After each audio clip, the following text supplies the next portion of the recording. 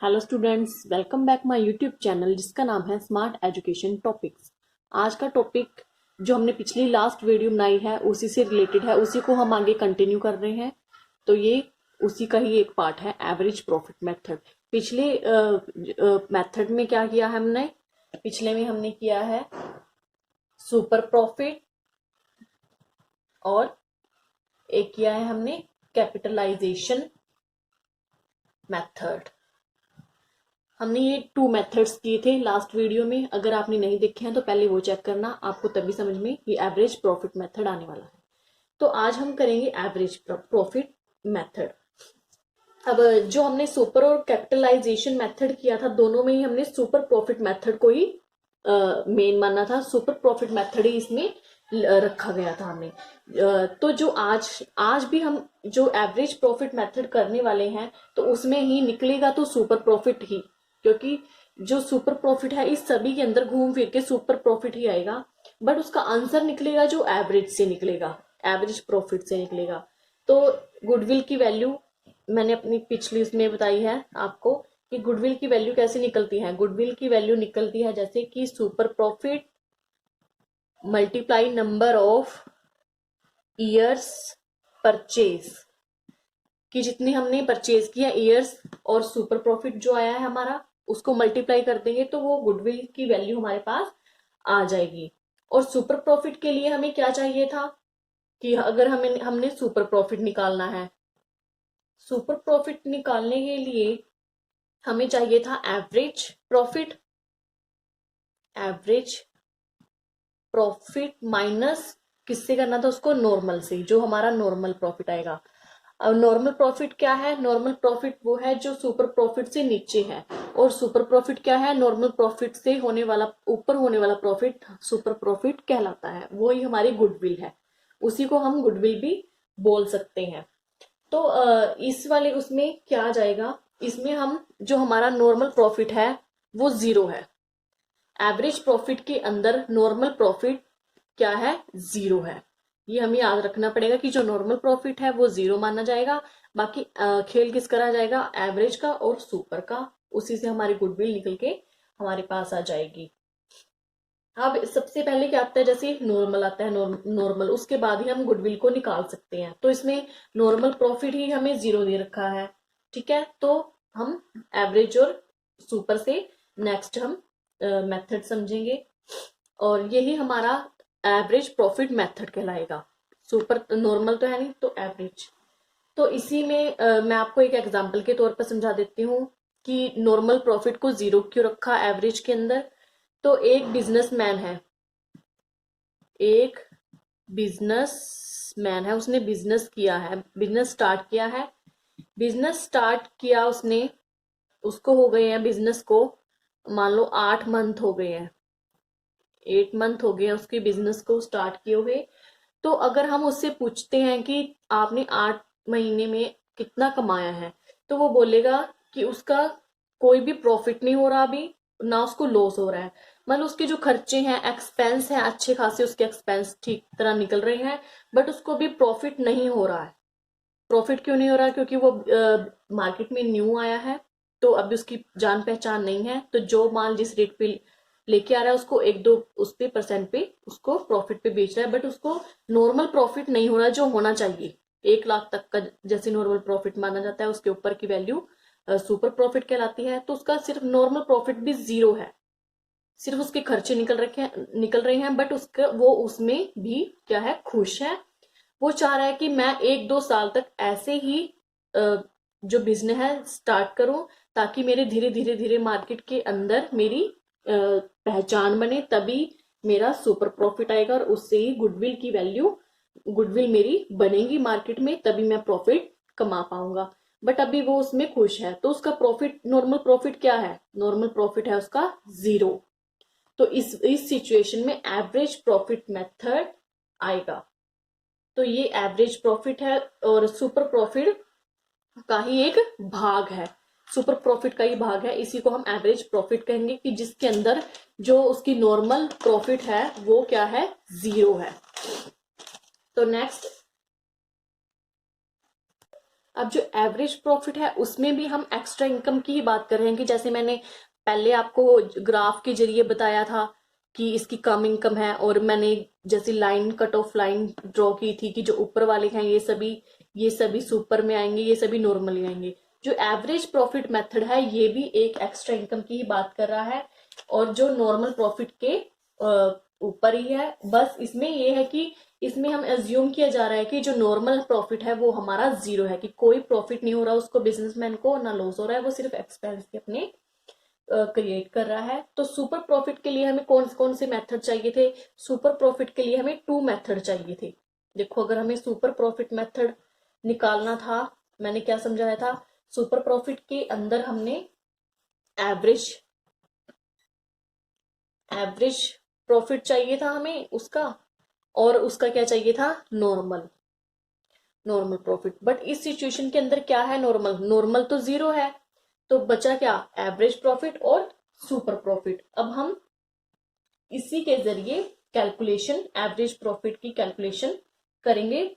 तो इसमें एक क्वेश्चन है, मैं क्वेश्चन के जरिए आपको समझाने की कोशिश करूंगी।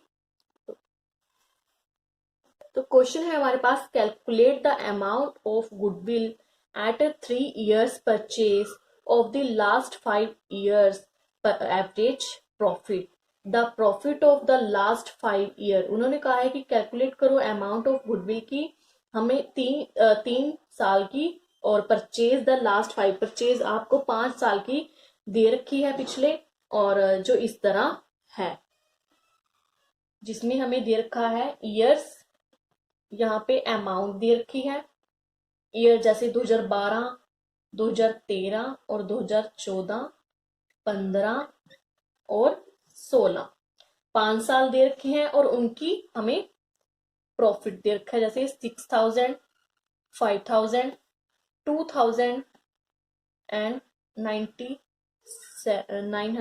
9700, एंड ये हमारा आ गया यहाँ पे 500। तो एक मिनट, यहाँ पे 9, 2 और यहाँ पे 4 दे रखा है, 4000। तो इसमें हमें ये क्वेश्चन के अंदर मेंशन है कि आपको ये ईयर्स है और ये अमाउंट है। तो हमें एवरेज प्रॉफिट मेथड निकालना है इसका। एवरेज प्रॉफिट निकालना है। एवरेज प्रॉफिट के लिए हम इन 5 ईयर्स के जो प्रॉफिट है उनको क्या कर देंगे? प्लस, और ये एक ईयर इसमें माइनस में दे रखा था कि इसमें लॉस हुआ है, तो उस सिचुएशन में भी देख लेना क्या करेंगे। तो ये 6000 प्लस 9000 माइनस 2000 करेंगे, फिर प्लस करेंगे उसमें 4000, फिर 5000। ठीक है, उसको प्लस करके उसको डिवाइड किससे कर देंगे? Number of year, 1 2 3 4 5। अब जो इनको मल्टीप्लाई और माइनस करके आएगा वो हमारा 25,000, उसको डिवाइड करेंगे 5 से, 5 ईयर है तो वो आ गया हमारा 5000। 5000 हमारा आ गया है एवरेज प्रॉफिट मेथड। ठीक है, अब इसमें नॉर्मल प्रॉफिट निकालने की जरूरत नहीं है क्योंकि हमें पता है ऑलरेडी वो जीरो है। ठीक है, तो हमारा जो ये 5000 है यही सुपर प्रॉफिट बन जाएगा, यही सुपर प्रॉफिट के अंदर आ जाएगा। तो अब हमें कहा गया कि गुडविल की वैल्यू भी पता करो भाई। तो गुडविल की वैल्यू पता करने के लिए क्या करेंगे? गुडविल की वैल्यू पता करने के लिए हम एवरेज प्रॉफिट और नंबर ऑफ ईयर परचेज। तो एवरेज प्रॉफिट क्या आया है हमारा? 5000, और नंबर ऑफ ईयर परचेज के ईयर्स कितने हैं? 5। तो ये हमारा आ गया 25,000। ये हमारा गुडविल की वैल्यू आ गई है। तो ये थी हमारी एवरेज प्रॉफिट मेथड का फॉर्मूला। तो अब इसके बाद क्या आएगा कि गुडविल के बारे में, कि जो गुडविल है वो कभी भी पास्ट के लिए नहीं निकाली जाती। मैं आपको अब दूसरा स्टेप सिखाती हूँ। ये था लाभ। के बाद हम स्टार्ट करते हैं फ्यूचर मेंटेनेबल प्रॉफिट। तो इसके अंदर क्या है, इसके अंदर समझने वाली बात यह है कि गुडविल है जो हम कभी भी पास्ट के लिए नहीं निकालते, कि पिछले सालों की नहीं निकालते, हम आने वाले फ्यूचर के लिए हम गुडविल निकालते हैं। आपने देखा होगा कि जितने भी किए हैं हमने क्वेश्चन, उसमें सभी में हमने गुडविल आने वाले आगे की साल के लिए निकाल ली है, ना कि पीछे वालों के लिए। पर हमें जो क्वेश्चन में मेंशन होता है वो तो पिछले साल का होता है, कि जैसे 2001, 2, 3, 4 वो तो पिछले हमारे पास्ट ईयर है, बट हम उन्हीं को लेकर गुडविल निकालते हैं आगे आने वाले समय के लिए। तो हम इसमें क्या करेंगे, तो उन्हीं को नंबर ऑफ ईयर से हम उनको मल्टीप्लाई कर देते हैं। तो इसके अंदर क्या होगा, क्यों करते हैं हम ऐसा, क्योंकि हम एक एस्टिमेट लगाते हैं, हमें पता होता है कि जो पास्ट में हमारा प्रॉफिट है वो इतना हुआ था, और आने वाले समय में भी हमारा प्रॉफिट इसी के आसपास होगा। तो हम क्या करते हैं, प्रेडिक्शन करते हैं। हम पास्ट के एक्सपीरियंस के अकॉर्डिंग फ्यूचर की प्रेडिक्शन करते हैं, उसी से हम क्या करते हैं, गुडविल की वैल्यू निकाल लेते हैं। तो उसको कहते हैं फ्यूचर मेंटेनेबल प्रॉफिट। तो इसी के उससे मैं एक क्वेश्चन के जरिए आपको समझाने की कोशिश करती हूँ कि जो फ्यूचर की हमारी क्या है, जो फ्यूचर की गुडविल निकालनी हो तो हम उसको कैसे प्रेडिक्ट करेंगे, कैसे उसको प्रेडिक्शन के तौर पर उसका यूज करेंगे। और मान लो जैसे 10,000 हमारा इस ईयर में हुआ है 2020 में, तो हम उसकी प्रेडिक्शन करेंगे कि 2021 में भी हमारा प्रॉफिट 10,000 ही होगा, बट नहीं, ये सच नहीं है। मान लो जो इसमें हमें प्रॉफिट या लॉस हुआ है, वो क्या लॉस हमें आने वाले समय में भी होगा, तो ये इसका तो हम कोई अंदाजा नहीं लगा के चलते ना, कि जो हमें यहाँ पे मान लो हमें 10% की कहीं से छूट मिलेगी, तो आने वाले समय में थोड़ी हमें यहाँ 10% की छूट मिलेगी, या हमें 20 की मिल सकती है। तो मतलब अप डाउन हो सकता है। तो इसकी जो कुछ सिचुएशंस हैं वो क्वेश्चन के जरिए मैं आपको बताने वाली हूँ। तो आइए करते हैं स्टार्ट। तो क्वेश्चन इस तरह मेंशन है हमारे पास, calculate the amount of goodwill at 3 years purchase of the last 4 year average profit, the profit of and loss for the last 4 years are follow. तो यहाँ पे हमें दे रखे हैं ईयर्स, और ईयर्स दे रखी है, अमाउंट दे रखी है, ठीक है। तो यहाँ पे ईयर्स दे रखी हैं, जैसे 2017 में हमें 10,000 दे रखा है, 10,000 दे रखा है, और इसमें साइड में हमें लिख रखा है कि including 5,000 rupees profit sale of land, कि जो लैंड सेल हुई थी उसका प्रॉफिट 5,000 इसके अंदर इंक्लूड है। मतलब क्वेश्चन में अगर आपको ऐसे दे रखा हो, तो 2018 है, 2018 का प्रॉफिट उन्होंने कहा है कि 12,000 हुआ, और इसके अंदर इंक्लूड है, इंक्लूडिंग लॉस किसका इंक्लूड है, on sale of machine sale की थी, उसके 2,000 रुपए उन्होंने कहा है इसके अंदर इंक्लूड है। अब 2019 है, 19 में 4,000 लॉस में गए हैं। उन्होंने कहा है, साइड में दे रखा है कि इंक्लूड है लॉस बाय फायर, लॉस हो गया था फायर से, आग लग गई थी बिजनेस में, तो उसका 22,000 का उन्हें लॉस हुआ था। तो अब 2020 की बात आती है, 2020 में उन्होंने 15,000 कमाए, और उन्होंने कहा है कि 15,000 नॉर्मल प्रॉफिट नहीं है, वो एबनॉर्मल है, एबनॉर्मल सा गेन है, गेन ऑफ कितना, 6,000 रुपए का।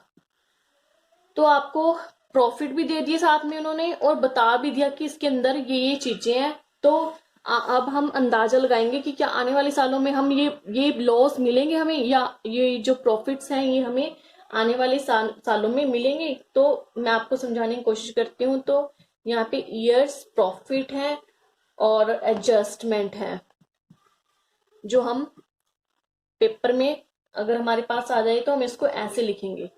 तो ईयर्स 2017 की बात करते हैं। चलो हम पहले 2017 में हमें 10,000 रुपए दिए हैं, बट उन्होंने कहा है कि 5,000 है जो प्रॉफिट है इसके अंदर, सेल ऑफ लैंड। उन्होंने सेल किया है, बेची है लैंड बेची है। तो हम आए साल तो नहीं लैंड को बेचेंगे, सिर्फ उसी साल बेची है, तो उस साल तो हम प्रेडिक्शन के लिए लिखेंगे कि जो 10,000 है, 5,000 उसमें सेल लैंड की है, उसके प्रॉफिट है, तो हम 10,000 में से 5,000 माइनस करेंगे, माइनस 5,000, क्योंकि हम हर साल तो नहीं खरीदेंगे ना, अगले साल का प्रॉफिट निकालने के लिए हम 5,000 उसमें से माइनस कर देंगे।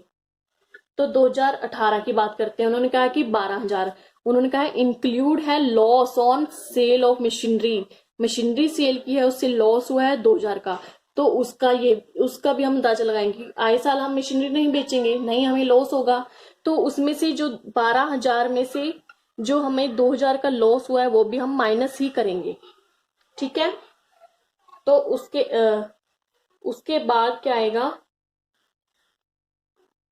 तो इसके अंदर 2,000 हम प्लस करेंगे। प्लस क्यों करेंगे, देखो इन्होंने कहा including loss on sale of machinery, उन्होंने कहा कि लॉस हुआ है 2,000 का, तभी 12,000 हमारा प्रॉफिट आया है, ठीक है। तो आए साल तो नहीं हमारा लॉस हो सकता कि 2,000 हमें माइनस करने पड़ेंगे प्रॉफिट में से, तो हम ऐड करेंगे 2,000 जो हमने लॉस के निकाले थे, तो हम उसको लॉस को अगले साल नहीं उसको मानेंगे। तो नेक्स्ट आएगा 2019 में उन्होंने कहा है 4,000 हमें प्रॉफिट हुआ है इंक्लूडिंग लॉस बाय फायर, 22,000 रुपए का जो लॉस हुआ था आग लगने से, वो माइनस करके 4,000 प्रॉफिट निकला है। तो आए साल तो नहीं आग लगेगी बिजनेस में, तो जो हमने माइनस करके प्रॉफिट निकाला था उसको हम माइनस नहीं करेंगे, हम अपनी तरफ से उसमें प्लस करेंगे। क्यों प्लस करेंगे, क्योंकि अगले साल आग नहीं लगेगी, मतलब उसको प्रेडिक्शन नहीं करेंगे, तो हम उसको ऐड कर देंगे। अब 2020 की बात आएगी, 15,000 प्रॉफिट है, उन्होंने कहा है एबनॉर्मल गेन ऑफ 6,000, कि उसमें 6,000 इंक्लूड कर रखे हैं, जो हमें एबनॉर्मल सा कहीं से गेन हुआ था, 6,000 हमने उसमें ऐड करके 15,000 आया है। बट हम 15,000 में वो 6,000 ऐड नहीं करेंगे, क्योंकि क्या पता हमें आने वाले साल में वो 6,000 रुपये एबनॉर्मल से जो नहीं मिले, तो हम उनको 6,000 को नहीं मानेंगे, उसको माइनस करेंगे। तो माइनस करके इस साइड फ्यूचर मेंटेनेबल प्रॉफिट निकल जाएगा हमारा, जो हम समझने की कोशिश कर रहे हैं। तो 10,000 में से 5 गए, 5,000 आ गया हमारा फ्यूचर का प्रॉफिट, और 12 में से 2 गए, सॉरी 12 और 2 को प्लस करेंगे 14,000, और 4 और 22,000 को करेंगे 26,000, और 15,000 में से 6,000 माइनस करेंगे 9,000। ये हमारा फ्यूचर का प्रॉफिट निकल के आ गया, और इसको हम प्लस कर देंगे, प्लस करके हमारा आ गया 54,000। 54,000 को एवरेज निकल गई है हमारी, एवरेज प्रॉफिट निकाल लेंगे। जो हमारा 54,000 आया है कितने ईयर्स का, 1 2 3 4 ईयर्स का आया है, उसको डिवाइड कर देंगे 4 से, तो आ गया हमारा ये 13,500 आया है हमारा एवरेज प्रॉफिट। मैं ऊपर से रब कर रही हूं, अगर आपको समझ में आ गया हो, क्योंकि नीचे जगह नहीं बची है। एवरेज प्रॉफिट ये आया है 13,500। अब हम आगे इसकी गुडविल की वैल्यू निकालेंगे, क्योंकि एवरेज तो आ गया है, तो हम गुडविल की वैल्यू निकालेंगे। गुडविल निकालेंगे, 13,500 आया था जो एवरेज, उसको हम 3 ईयर से करेंगे, क्योंकि क्वेश्चन में हमें मेंशन है कि calculate the amount of goodwill 3 year की गुडविल की अमाउंट पता करो, तो उसको 3 से मल्टीप्लाई कर देंगे, एवरेज आया है जो, ये हमारी गुडविल की वैल्यू निकल के आ गई। तो ये निकल गया हमारा एवरेज प्रॉफिट मेथड। अगर वीडियो अच्छी लगी हो तो लाइक करना, चैनल को सब्सक्राइब करना।